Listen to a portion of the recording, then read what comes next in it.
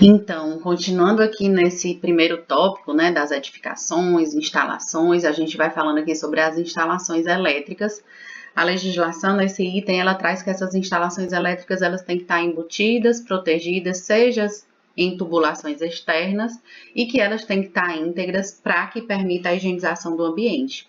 Né? Muitas vezes esses fios expostos acabam sendo atraindo muita sujeira, né? Elas ficam ali coladinhas na tubulação.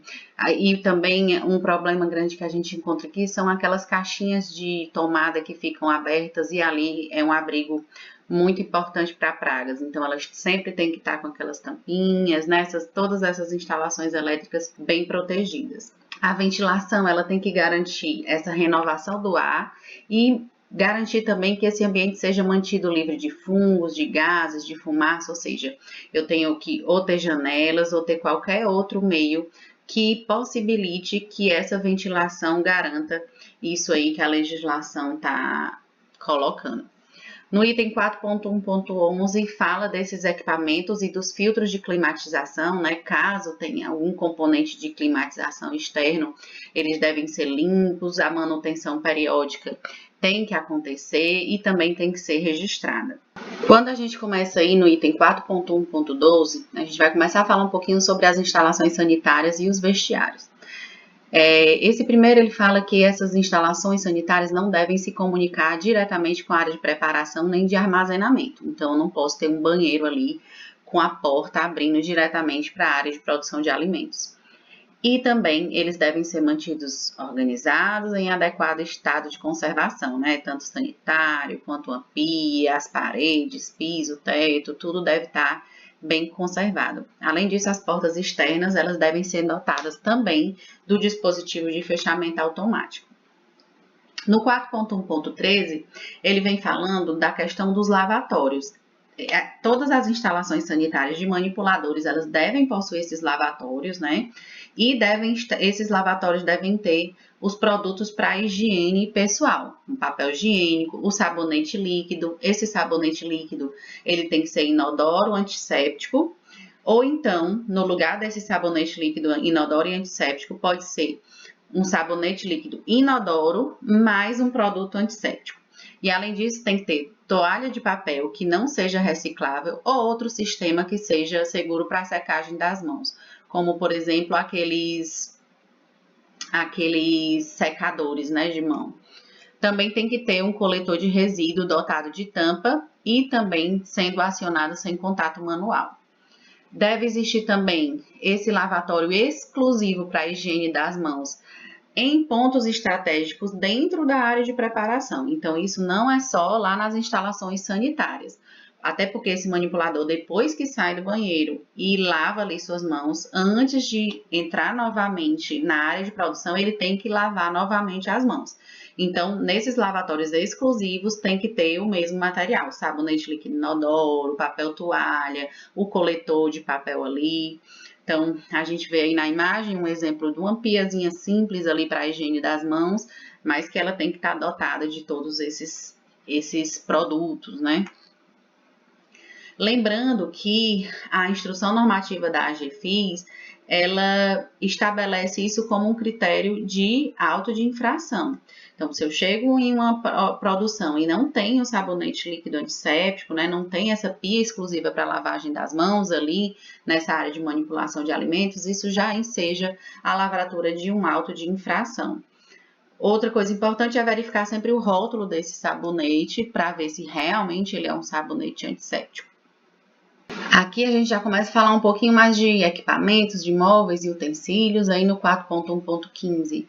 Esse item traz para a gente que os equipamentos móveis e utensílios devem ser de materiais que não transmitam nenhuma substância tóxica, nenhum odor aos alimentos, então deve ser de um material que tenha essas características, né, que não transmita isso para o alimento.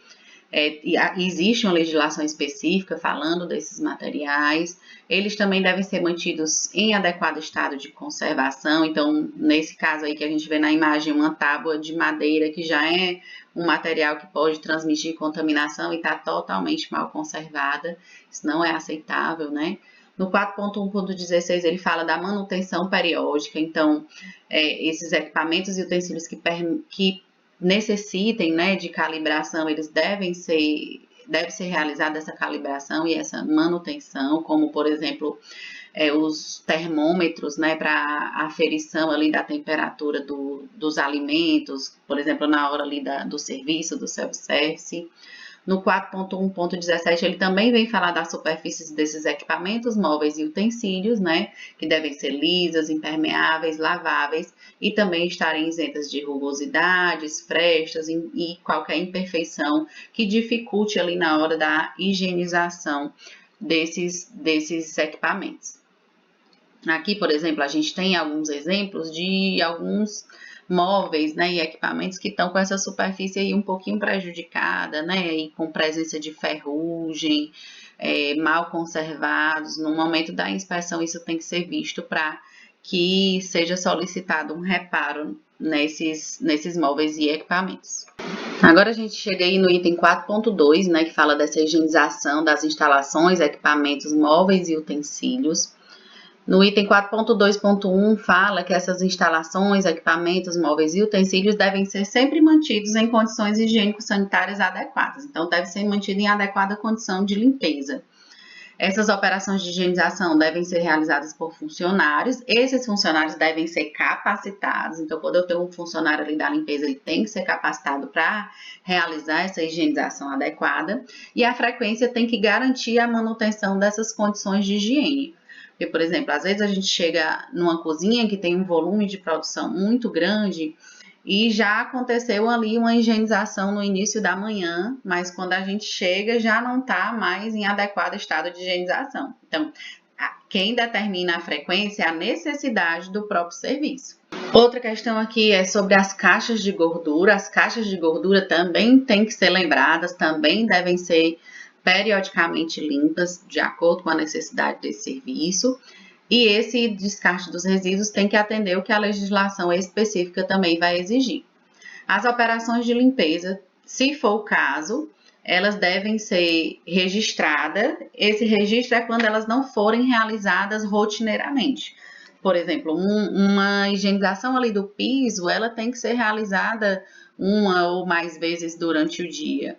Já quando eu venho aqui para uma higienização de um teto, de uma parede, isso aí pode ser mais raro, né? Aí uma vez a cada 15 dias, por exemplo, dependendo da necessidade do serviço.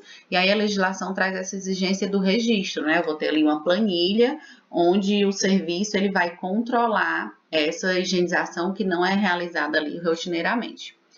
No 4.2.4, a área de preparação do alimento deve ser higienizada quantas vezes forem necessárias e imediatamente após o término do trabalho, né? Muitas vezes, quando a gente chega ali em restaurantes que funcionam até mais tarde, eles deixam copos, pratos, utensílios para serem higienizados no outro dia. Isso não pode, né? A legislação fala que isso deve ser realizado imediatamente após o término do trabalho. Esse item também traz uma coisa importante, que é a proibição do uso de substâncias odorizantes e desodorantes na área de preparação e armazenamento dos alimentos. Então, não são permitidos aqueles produtos que tenham cheiro, né, ali dentro da área de preparação. Tudo deve ser sem cheiro. No 4.2.5, uma coisa também muito importante é que esses produtos saneantes devem ser regularizados pelo Ministério da Saúde. Eles devem ter aí o rótulo direitinho, né, com o número do registro na Anvisa, todas as informações que são necessárias para a identificação desse produto. Essa imagem aí de cima traz, né, esses produtos saneantes, tanto que estão em embalagens totalmente inadequadas, como não tem nenhum tipo de identificação.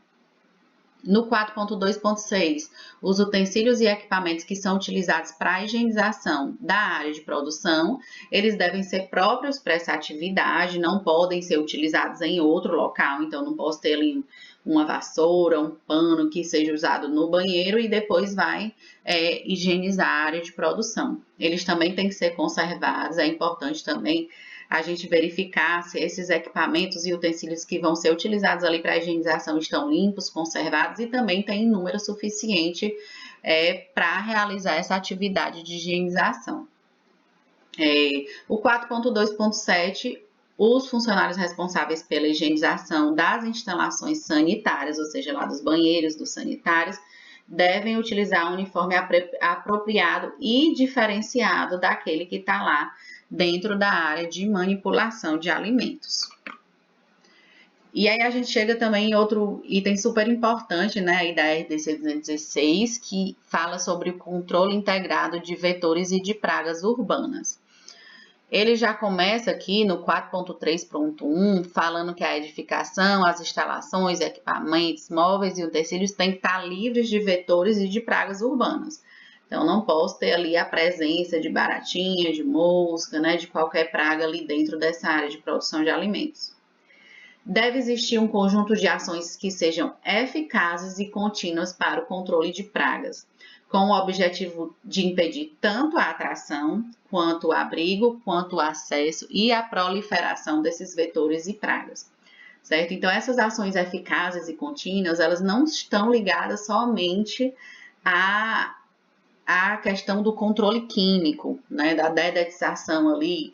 Outras ações, elas também têm que acontecer, como, por exemplo, a higienização eficiente, a questão da proteção dos ralos, das portas ajustadas aos batentes, todo esse conjunto de ações dificulta, né, a presença desses vetores e pragas ali na área de produção dos alimentos. Somente quando essas medidas de prevenção não forem eficazes e quando o controle químico for empregado, né, ele deve ser executado por empresa especializada. Aí a gente vai pedir o certificado, a licença sanitária dessa empresa, porque quando a gente fala de controle químico, a gente não pode ter qualquer pessoa fazendo esse procedimento, né? Tem que ser uma empresa, uma detetizadora licenciada, especializada. Então, se a gente chegar ali na área de produção de alimentos e encontrar aqueles produtos, né, de uso caseiro, aqueles sprays, isso não é permitido. Lembrando também que a instrução normativa, ela traz a instrução normativa número 2 da AGFIS, né, de 2023, ela fala também que se foi identificada uma grave infestação de pragas no local, né, por meio que a gente identifique a própria praga, ou as fezes, ou as tocas de pragas, isso também já enseja uma lavratura imediata do auto de infração.